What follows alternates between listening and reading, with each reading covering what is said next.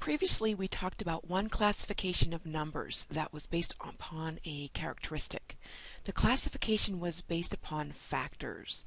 The classification is prime and composite numbers. Remember, a prime number has exactly two unique factors, one in itself, and a composite number has more than two factors.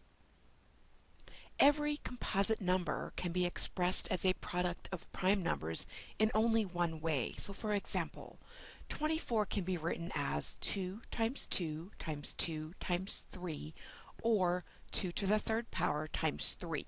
Now this 2 to the third power is just telling you how many times the base is being multiplied. Okay, so it's 2 is the base, it's being multiplied 3 times. Okay, so 2 to the third times 3. All right, well, there's no other way to write 24 as a product of prime numbers, okay? Well, this is called a prime factorization of 24. In this case, the number is 24. So it's a prime factorization of 24. Well, there are two methods that can be used to find a prime factorization of a number: the tree method and the division method. So let's go over the division method first.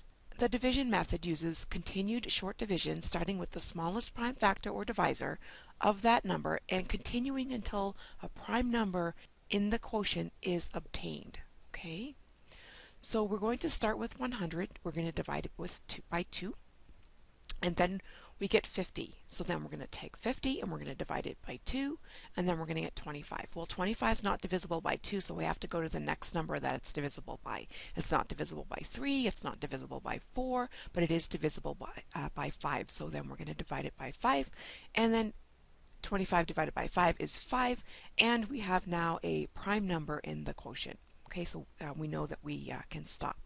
So 100 can be factored as 2 times 2 times 5 times 5. Okay, so again, this is prime factorization because all of these numbers are prime numbers. They have exactly two unique factors, one in themselves. Okay, and so this can be written as 2 to the second power because there's two 2's, and then 5 to the second power. So 2 to the second power times 5 to the second power. Okay, so that is the prime factorization of 100 using the division method. Using the tree method, first thing you want to do is find any factorization of the number and then continue to find factorizations of the remaining composite factors until all the factors are prime. In a factor tree, the factors are represented on branches, and then the next lower line of branches presents factors that produce the number above as a product. The tree then continues until no number on the bottom can be factored further. Okay, so here I have two factor trees for 100. Notice that while the upper parts of the trees use different factors, the prime factors at the bottom of these trees are the same. Okay, so it doesn't matter how you actually factor 100. Okay, the prime numbers at the bottom are going to be the same no matter how you get there. All right, so just for example, so on this side here, I always just use the smallest that I can think of because it's faster for me. I know 100 is divisible by 2, so 2 times 50 is 100.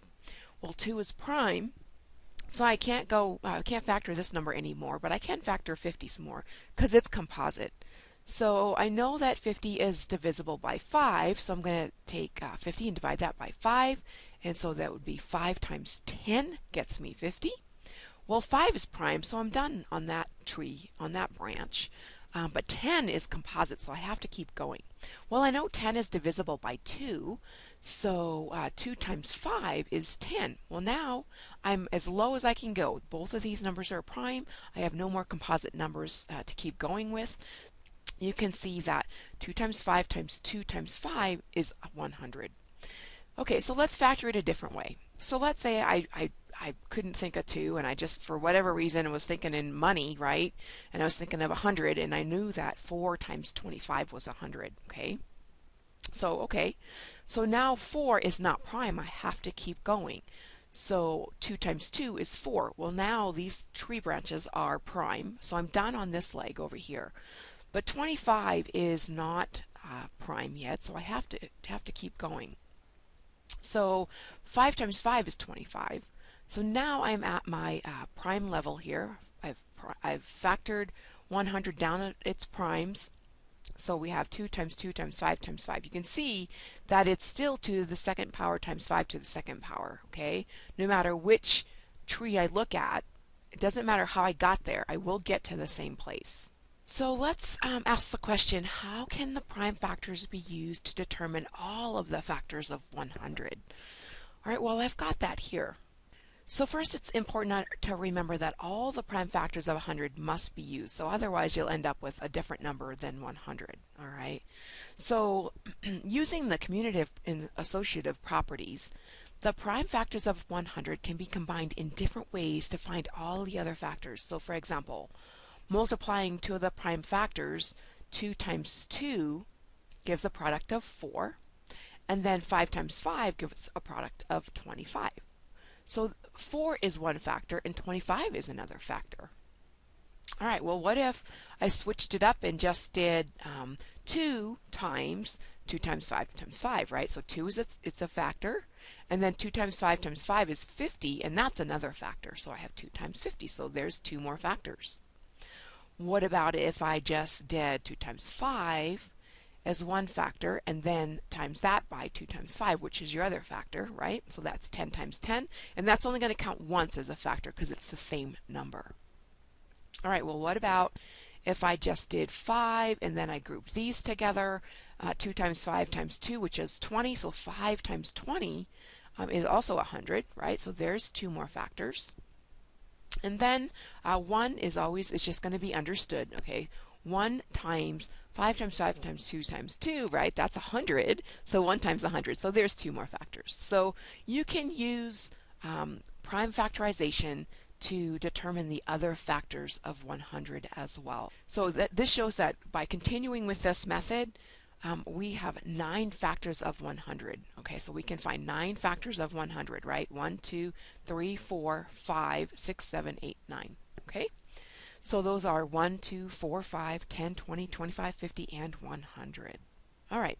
Well, prime factoring can be used to find the greatest common factor of 2 or more numbers and to find the least common multiple of 2 or more numbers. So let's start with the greatest common factor. The greatest common factor, or divisor, of 2 or more numbers is the largest number that is a factor or divisor of all of the numbers. All right, so let's use 18 and 24 as my example. Well, the factors of 18 are 1, 2, 3, 6, 9, and 18.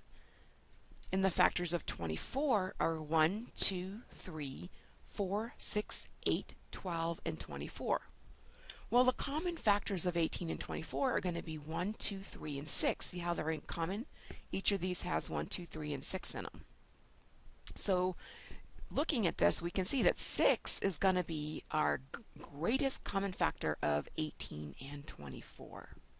When numbers are large, it's going to be difficult to find them using that method we just used, right? So there's another procedure that we can use to help get us there a whole lot quicker. Okay, I'm going to use the same numbers just so that you can see it done both ways using the same numbers, okay?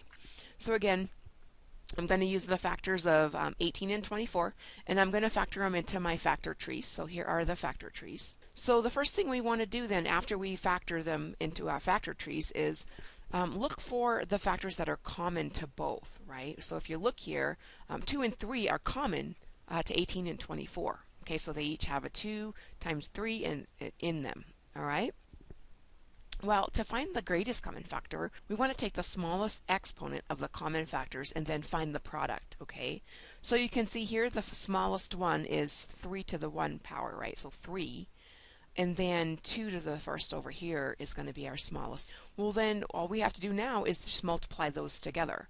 And so that's 2 times 3. So 6 is going to be our greatest common factor. Okay, so that answer obviously matches what we got before when we did it the long way by finding all the factors and then finding the greatest common factor this way. This other way is going to be a whole lot faster for you, especially when the numbers get a whole lot larger. So let's look at the least common multiple. The least common multiple of 2 or more numbers is the smallest number that's divisible by all of the numbers. All right, so for example, I'm going to use 18 and 24 again. So the multiples of 18 are 18, 36, 52, 72, and 90, right? And it keeps going on and on forever. And the multiples of 24 are 24, 48, 72, 96, 120. And you can see that just by listing out all of the multiples, as soon as we get to a common multiple, right, that's going to be our smallest multiple that can be divided evenly. In this case by 18 and 24, right? So 72 is going to be the smallest multiple that can be divided evenly by 18 and 24. There are other common multiples of 18 and 24, but these common multiples are not going to be the smallest, right? So because what we're looking for here is the smallest of the common multiples of 18 and 24. Well, as usual, there's another way of finding the least common multiple of two or more numbers. And again, we're going to use our factor trees. So go ahead and factor those numbers into primes, and I have those here for us. And then the next thing we want to do is to write each of the different prime factors. Okay, so there's a 2 and a 3 in here. So those are the only two factors that are in for 18. And then 24 has 2 and 3 as well. So those are the different prime factors of both of them. So what we want to do now is to find the product of the different prime factors using each factor as many times as its largest exponent. All right, so here we're looking for, so the largest exponent is going to be the 2 here, right? It has an exponent of 3. And so then on 24, the largest exponent is going to be the 3 to the second power. Okay, because this one's 2 to the first power, and that's smaller. The exponent is smaller than this 3 to the second. So what we want to do is take the 2 to the third power, multiply that by the 3 to the second power, all right? And that's going to get us our least common multiple. So you can see that this is another way of finding the least common multiple, and actually this is going to be the fastest way for you to find the least common multiple rather than list out all of the multiples. Okay, this is going to take a whole lot longer for you to do, especially when the numbers start getting larger. Well, that concludes our video.